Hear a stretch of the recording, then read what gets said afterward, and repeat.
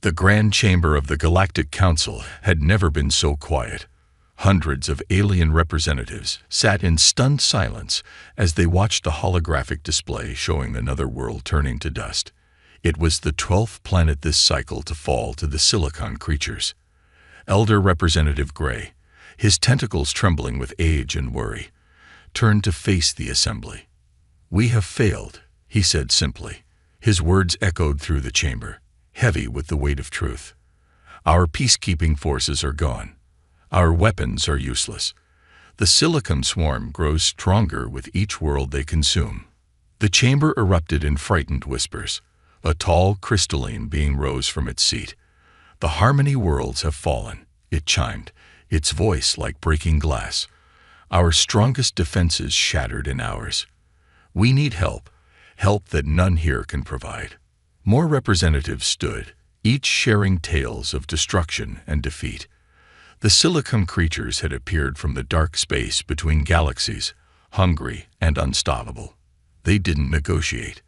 They didn't take prisoners. They simply consumed everything in their path, breaking down all matter into raw materials to make more of themselves. In the back of the chamber, Junior Representative Blue shifted nervously in her hover seat. She was young for her position, barely 300 cycles old. "Elder," she called out, her voice small but clear. "There might be one species that could help." The chamber fell silent again. Elder Gray turned his ancient eyes toward her. "Speak, Junior Blue." Blue activated her personal display, projecting an image of a blue-green world. 300 cycles ago, our scouts found this planet. We quarantined it immediately." The image zoomed in, showing creatures walking on two legs. "They call themselves humans. Their world is so dangerous we classified it as a death world." Gasps and murmurs filled the chamber. Everyone knew about death worlds, planets so hostile that life should not exist there. Yet these humans not only survived but thrived on their deadly planet. "They fight," Blue continued, growing more confident. "They built civilizations in places that should kill them. They make weapons out of everything. Their bodies can heal from terrible wounds. And most importantly," she paused, looking around the chamber, "they protect the weak. It's built into their core nature." Elder Gray's tentacles curled in thought. "You suggest we ask these Deathworlders for help?" They were quarantined for good reason. Their violence, their aggression, might be exactly what we need. Blue interrupted, then ducked her head in embarrassment at her breach of protocol. "Forgive me, Elder, but look." She changed the display to show human history. They fight hardest when defending others. Their stories, their cultures, all speak of standing up against impossible odds to protect those who cannot protect themselves. The crystalline being chimed again. "The humans have never left their solar system. How could they help against an enemy that defeats our most advanced weapons?" Blue's skin rippled with excitement. "That's just it. They're so new, so different. The silicon swarm has never encountered anything like them. And," she brought up new images showing human victories against overwhelming odds. "They do something we don't understand. They call it improvising. They change tactics in the middle of battle. They use their enemy's strength against them. They break patterns." The chamber buzzed with discussion. Elder Gray raised his tentacles for silence. The quarantine was absolute. Breaking it would change everything. "And if we give them advanced technology," he let the thought hang in the air. "If we don't," Blue said softly, "there won't be a galaxy left to protect them from." Elder Gray floated in place for a long moment. The display behind him showed another world beginning to crumble under the silicon swarm's assault. Finally, he spoke. "Prepare a delegation. We will go to Earth." His ancient eyes swept the chamber. "Let us pray the Deathworlders are the heroes we need them to be." As the chamber erupted in activity, Blue sank back in her seat, her skin pale with relief and fear. They were about to unleash something the galaxy had never seen before. Humanity unbound. She only hoped they were ready for what would follow. The alien ship appeared over New York without warning. Within minutes, every military base on Earth went into high alert. Fighter jets scrambled into the air, missiles were armed, and soldiers rushed to their positions. The world held its breath, waiting for either first contact or first blood. Captain Jack Miller stood at attention in the hastily assembled United Nations emergency meeting, watching the live feed of the massive ship. After 20 years in the Army Rangers, he thought he'd seen everything. He was wrong. "They're broadcasting on all frequencies," announced the communications officer. In every language on Earth. The alien message was simple. "We come seeking help. We bring knowledge. We bring warning." Hours later, Miller sat in a secure conference room with military leaders from a dozen nations, watching Elder Gray's tentacles wave as he explained the situation. The holographic display showed worlds being consumed by the silicon swarm. "You kept us quarantined," General Thompson said, her voice sharp. "Now you want our help." Blue's skin rippled with embarrassment. "We were wrong," she admitted. "We saw your wars, your weapons, your constant fighting. We thought you were too dangerous." She gestured to the images of destruction. "Now we know. Sometimes the galaxy needs dangerous." Miller studied the tactical displays showing the silicon creatures in action. They moved like a perfect machine, each unit supporting the others. No waste, no hesitation, no fear, but also no creativity, no adaptation. "What do you offer in exchange?" asked the Chinese general. Elder Gray activated a new hologram. Advanced ships, energy weapons, and defensive shields appeared in the air. "We will give you technology. Teach you to use it. In return, we need warriors, leaders, those who understand battle in ways we never could." "You're asking us to fight an enemy that's defeated your best forces," Miller spoke up. "With weapons we've never used, in ships we've never flown." "Yes," Blue said simply, "because you are human. You do what our people cannot. You improvise." The room fell silent as the implications sank in. Humanity had dreamed of the stars, but not like this. Not as mercenaries in an alien war. Miller walked to the holographic display. "Show me their attack patterns again," he said. As the footage played, he nodded slowly. "They're predictable. Perfect, but predictable. Like a computer program that can't update itself." "That is correct," Elder Gray said. "They follow optimal patterns always." Miller smiled grimly. "Then they've never faced anything like us. We're messy. We're inefficient. We break patterns just by existing." He turned to face the room. "We can win this." The next week passed in a blur of activity. Special Forces veterans, tactical experts, and military strategists were quietly gathered from around the world. The aliens converted a military base in Nevada into their Earth headquarters, filling it with technology centuries ahead of human development. Miller walked through the new training facility, watching soldiers learn to use energy rifles and neural interface controls. The weapons were incredibly advanced, but the aliens had designed them to be perfect, not practical. Already, human engineers were suggesting modifications. "They don't understand why we want handholds on the plasma rifles," Lieutenant Rogers said, walking beside him. "Told them we might need to hit something with it. They looked sick." Miller chuckled. "Wait until they see what we do with their shuttle designs." He stopped at a window, watching the sunset. "You know what's funny? They think they're getting warriors. But that's not what humans are best at." "Oh," Rogers raised an eyebrow. "We're survivors," Miller said. "We've survived everything our death world could throw at us. Ice ages, predators, plagues, our own weapons. Everything. And we did it by adapting, changing, learning." He turned to face the alien ships gleaming in the desert sun. "These silicon things. They're about to learn what happens when you back a survivor into a corner." In orbit, Blue watched the humans prepare through the ship's sensors. They moved with purpose, with determination, with a controlled violence her people could barely comprehend. She had argued for breaking quarantine, for trusting these Deathworlders.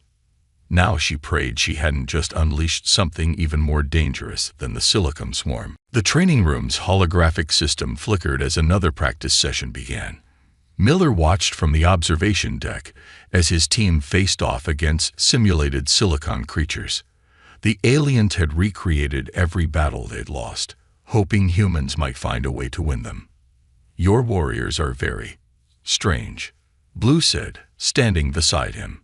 Her skin had turned a pale shade of worry. "They keep doing things wrong." Miller smiled as he watched Lieutenant Rogers roll behind cover, then use her energy rifle as a lever to flip a piece of debris at the silicon creature.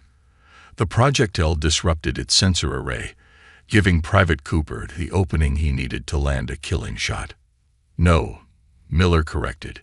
"They're doing things different. Look there." He pointed as another team member slid under a silicon beast, firing up into its vulnerable underside. "Your people always fought face to face. Honorable. Predictable. These things learned to counter that." The simulation froze as Master Sergeant Turner called for a pause. He was testing a theory, using the alien weapons in ways their creators never imagined. The energy rifles could be overloaded to create makeshift grenades. The personal shields could be reversed to make crushing force fields. Every proper use of the technology had been turned upside down by human ingenuity. "But it's inefficient," protested another alien observer. "The energy waste alone." "Doesn't matter if it works," Miller interrupted. He tapped some controls, bringing up battle statistics. "Your forces fought perfectly. Every shot precise, every movement calculated. And you lost. We fight ugly. We fight smart. We fight to win." The simulation resumed. This time, the team was trying something new. They discovered that the silicon creatures communicated through electromagnetic pulses. Now they were testing if they could use the shield generators to create interference. "Impossible," Blue gasped as the silicon formations began to break down, their perfect coordination disrupted by the shield's interference. "The generators were never designed for this. Humans and impossible don't get along well," Miller said, watching his team press their advantage. "Tell us something can't be done. We take it as a challenge." Down in the training room, Rogers was teaching alien observers about human battle tactics. The crystalline being looked horrified as she explained the concept of playing dead to ambush enemies. But that's deception," it chimed in distress. "That's survival," Rogers replied, checking her modified weapon. "Out there, it's not about looking good or following rules. It's about keeping your people alive and stopping the enemy. Simple as that." The day's training continued. Each session revealed new ways to fight the silicon threat. Humans didn't try to match the enemy's perfection. They disrupted it, created chaos, turned the battlefield into something messy and unpredictable. "They're learning," Miller told Blue as they watched the final exercise. "The silicon swarm has never adapted its tactics in 300 of your cycles. It doesn't know how. But in just 3 weeks, look what we've done." The viewing screen showed the results. Human teams were now consistently winning simulations that recreated battles the aliens had lost. They weren't just surviving, they were dominating. That evening, Miller found Rogers in the equipment room, modifying more weapons. "Command wants us ready for a real fight soon," he said. "Think we're ready?" Rogers held up her rifle, now wrapped in impact-absorbing material for close combat. "Ready? No. But that's our secret weapon, isn't it? We're never really ready. We just adapt and overcome." Miller nodded, thinking of Earth's long history of warfare and survival. "The aliens think they're teaching us to use their technology. They don't understand." "What's that?" "We're teaching them something too. Something they've forgotten in all their centuries of peace." Miller picked up a modified shield generator. "Sometimes you have to break the rules to save what matters." In orbit, the Alien Council watched recordings of the training sessions. Some were horrified by the humans' unconventional tactics. Others were beginning to understand. These Deathworlders weren't just strong or clever. They were something entirely new to the galaxy. They were hope. The agricultural world of Haven had never seen war. Its peaceful inhabitants, tall beings with flower-like heads, had lived for generations tending their vast fields of crystal wheat. Now those fields reflected the metallic gleam of approaching silicon swarms. Miller stood on the bridge of the human carrier ship Defiance, watching the enemy approach through the main viewport. His team had trained for this moment, but simulation and reality were very different things. Reading 5,000 silicon units, Rogers reported from her station. They're using the same formation we saw in the training sims. No adaptation to our presence. They don't think they need to adapt, Miller said. Let's prove them wrong. All teams, execute Operation Thunderstorm. The plan was pure human thinking. While the aliens had always tried to match the silicon swarm's precision, humans had decided to do the opposite. Create chaos.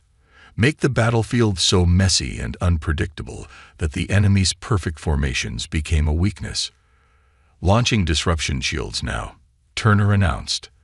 The modified shield generators, dropped from orbit, created a web of electromagnetic interference.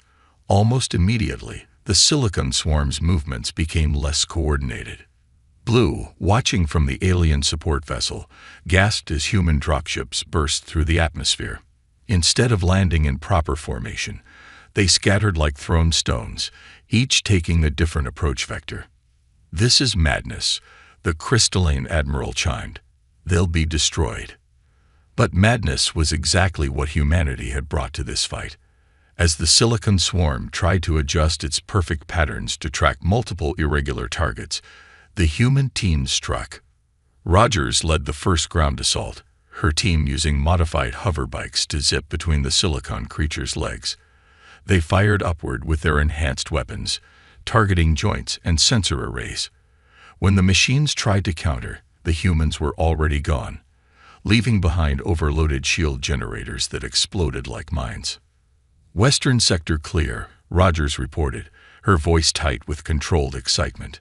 Their predictive algorithms can't handle our movement patterns. Miller watched as more teams engaged. Humans fought like their ancient ancestors on Earth's savannas, not with overwhelming force, but with cunning and endurance. They struck weak points, retreated, then struck again from unexpected angles. The silicon swarm, programmed for efficiency, couldn't cope with such inefficient tactics. Its units crashed into each other trying to track targets that never stayed still, never followed patterns, never did what the probability calculations predicted. Center mass is breaking formation, Turner called out. They're trying to regroup. Now, Miller ordered, spring the trap. This was the riskiest part of the plan. As the silicon units gathered to reorganize, human ships appeared from behind Haven's moons. They weren't firing weapons. They were dropping tons of metal dust into the atmosphere. The silicon creatures used electromagnetic fields to coordinate. The metal dust created a storm of false signals, throwing their communication into chaos. In the confusion, human ground teams struck hard and fast. It's working. Blue's skin had turned bright with amazement. They're actually winning. Within hours, it was over. The silicon swarm, for the first time in known history, had been defeated. The fields of Haven were littered with broken machine parts, but the planet and its people had survived. Miller stood with his team on the surface, watching the flower-headed beings emerge from their shelters.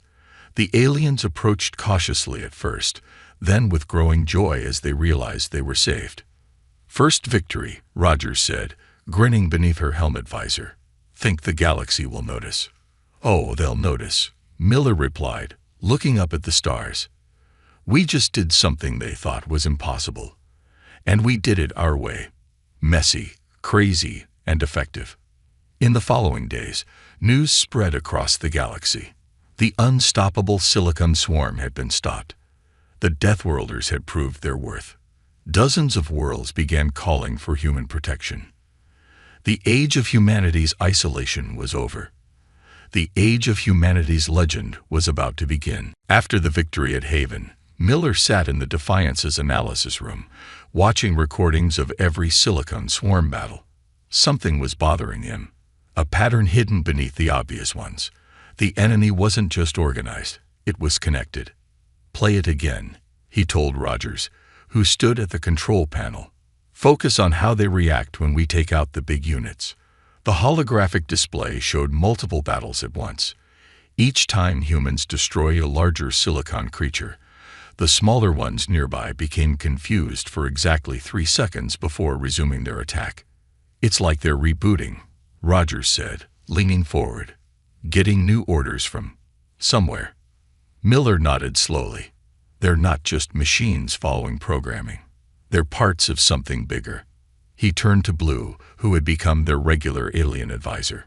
"In 300 years, did anyone ever try to find where they came from?" Blue's skin rippled with surprise. "We tracked them to the void between galaxies, but—" "No," Miller interrupted. "Not where they traveled from. Where they're being controlled from." The room fell silent as the implications sank in. The Silicon swarm wasn't just an army of machines. It was a single organism, spread across countless bodies.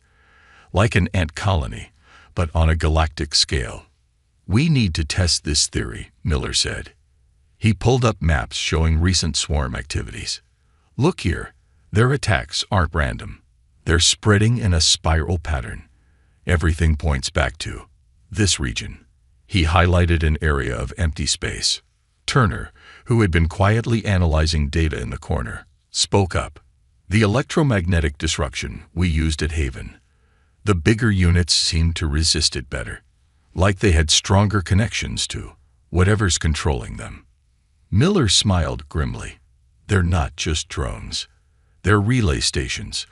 The further they get from the source, the more they need bigger units to maintain control." He turned to Blue. "That's why they consume planets. They're not just gathering resources.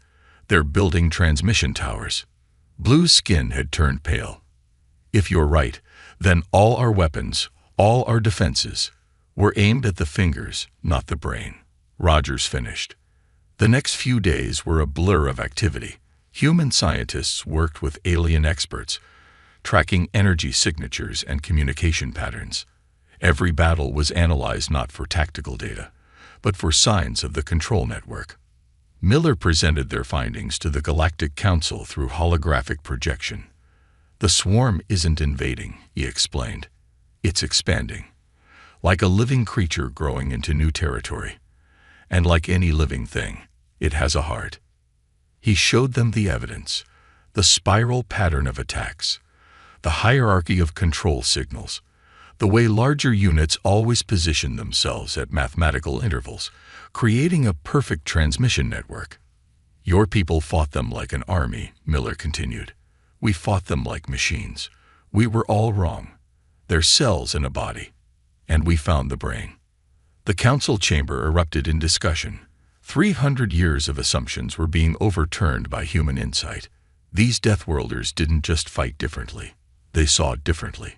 "Finding it is one thing," Elder Gray said, his tentacles waving in agitation. "But how do we fight something so vast?"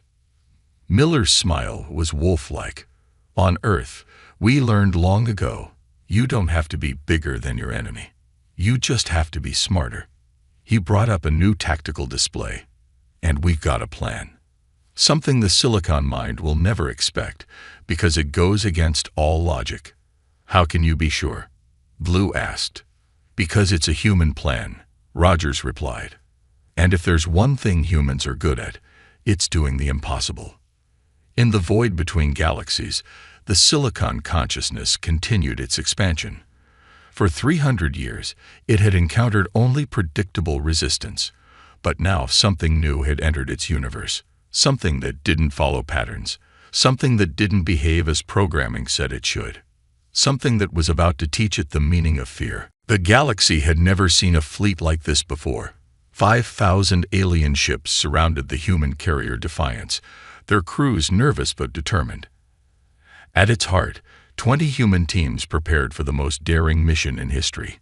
Miller stood in the Defiance's war room, surrounded by holograms showing the battle plan. The Silicon mind thinks in patterns, he told the assembled alien commanders. So we'll give it a pattern it expects. A direct assault. That's what you've always done. Blue, now Earth's official liaison to the Council, watched as he highlighted different sectors.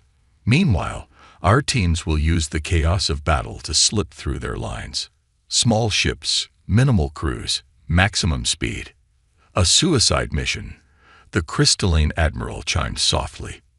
No, Rogers corrected, stepping forward. A hunting mission. We're not trying to die. We're trying to kill something that's never known death. The plan was pure human thinking.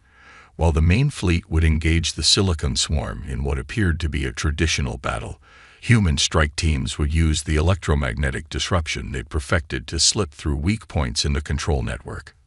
We've mapped their transmission relays, Turner explained, pointing to glowing points in the hologram. Each strike team will take out key nodes, creating blind spots. The Silicon mind won't be able to coordinate its forces in those areas. The alien commanders looked uncertain. This plan went against everything they knew about warfare. It was messy, dangerous, and relied heavily on individual initiative, everything their civilizations had trained themselves to avoid. Trust us, Miller said simply. This is what humans do best. We find ways to win when winning seems impossible. Hours later, the battle began. The alien fleet approached in traditional formation, their weapons blazing against the Silicon Swarm's outer defenses. The enemy responded exactly as expected, moving to counter this familiar threat. That's when the human team struck. 20 ships, each smaller than a standard fighter, slipped into the gaps created by the electromagnetic disruption. They moved like Earth's ancient hunting parties, using every bit of cover, taking advantage of every distraction. Team 3, relay node destroyed. Rogers reported from her ship. Local swarm units are losing coordination. Similar reports came in from other teams. Each destroyed relay created a cascade of confusion among the Silicon units. The perfect pattern of their defense began to show cracks. But the Silicon mind was learning. With each successful strike, it adapted its defenses, trying to predict where the humans would hit next. It was thinking faster than any organic brain could. That's it, Miller said, watching the enemy's reactions. It's focusing on us now, committing more resources to prediction and defense. He keyed his comm. All teams, execute storm protocol. This was the riskiest part of the plan. Instead of avoiding the enemy's predictions, the human teams suddenly started following them. They moved exactly where the Silicon mind expected them to go. The enemy, programmed to counter unexpected behavior, was suddenly faced with perfectly predictable targets. Its massive processing power, dedicated to predicting the unpredictable, became its weakness. It's overwhelming its own network, Turner reported, watching the data streams. Trying to understand why we're suddenly acting logically is consuming more bandwidth than actual combat coordination. That's when the real attack began. As the Silicon mind focused its attention on the suspiciously predictable human teams, 5 specially modified ships slipped through its now weakened defenses. Their target, the massive structure they discovered in the void, hidden behind waves of defensive units. The control center, the brain, the heart of the swarm. All teams, clear the sector, Miller ordered. Time to show this thing why you should never try to outthink a human. The modified ships carried a weapon the Silicon mind couldn't have predicted, because it made no logical sense. Something only humans would think of using against a mechanical enemy. A virus. Not a computer virus, but a biological one, modified to attack silicon-based life forms. In the void between galaxies, humanity's greatest strength, its ability to think illogically, was about to meet the galaxy's greatest threat, and only one would survive. The massive structure that housed the Silicon mind filled the Defiance's view screen. It was beautiful in its way, a perfect geometric shape that seemed to absorb light rather than reflect it. At its heart lay the intelligence that had terrorized the galaxy for 3 centuries. All ships in position, Rogers reported from her strike vessel. Virus pods ready for deployment. Miller nodded grimly. The biological weapon was humanity's wild card, a virus engineered to attack silicon-based life forms. The silicon mind, for all its intelligence, had never encountered biological warfare. It had no defenses against it because the concept made no logical sense. Remember, Miller broadcast to all teams, once we release the virus, we have exactly 10 minutes before it starts affecting our ships too. Everything with silicon components will be at risk. The alien fleet hung back, maintaining their distraction attack. This final push would be purely human. Only Earth ships had been properly shielded against the virus's effects. Begin final approach, Miller ordered. All teams, execute attack pattern chaos. The human ships moved in ways that defied all tactical logic. Some flew straight at the strongest defenses. Others spun in spiral patterns that seemed to waste energy. A few appeared to malfunction, drifting off course. The silicon mind, still struggling to process this mix of predictable and chaotic behavior, couldn't coordinate an effective defense. Its swarm units crashed into each other, trying to follow contradictory prediction models. "We're through the outer defenses," Turner called out. "Inner sanctum in range." That's when everything went wrong. The silicon mind, pushed to its limits, did something truly unprecedented. It improvised. Thousands of smaller units suddenly merged together, forming new shapes never seen before. Evasive action, Miller shouted as energy beams lanced out from the new formations. 2 human ships exploded, their crews lost in silent flashes of light. "It's learning," Rogers said, her voice tight with tension. "It's actually adapting." Miller felt a grim smile form on his face. Good. That means it can feel fear too. He opened a channel to all ships. Plan B, show it what humans do best. Survive.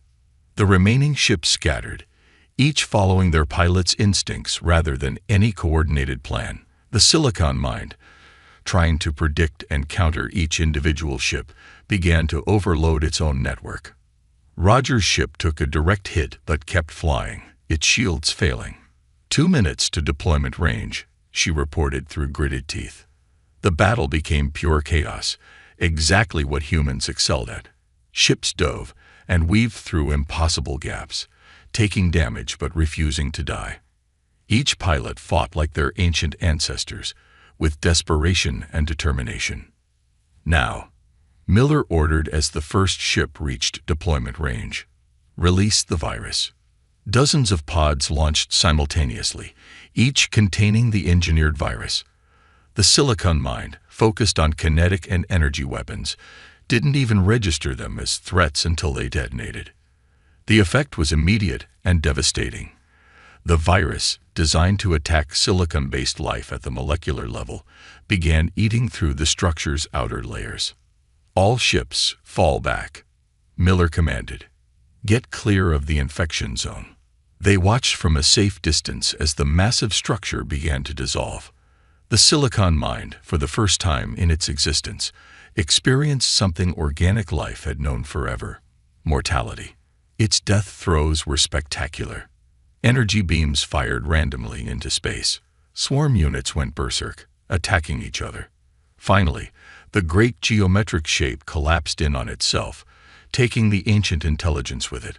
Throughout the galaxy, silicon swarm units suddenly froze, their controlling intelligence gone. 3 centuries of terror ended by humanity's unique combination of ingenuity and audacity. Hours later, Miller stood in the council chamber, delivering his report. "The threat is over," he said simply. "The remaining swarm units are inert. They'll be collected and recycled." Elder Gray's tentacles waved in amazement. "You did the impossible. You found a way to defeat an enemy that had never known defeat." "No," Miller corrected.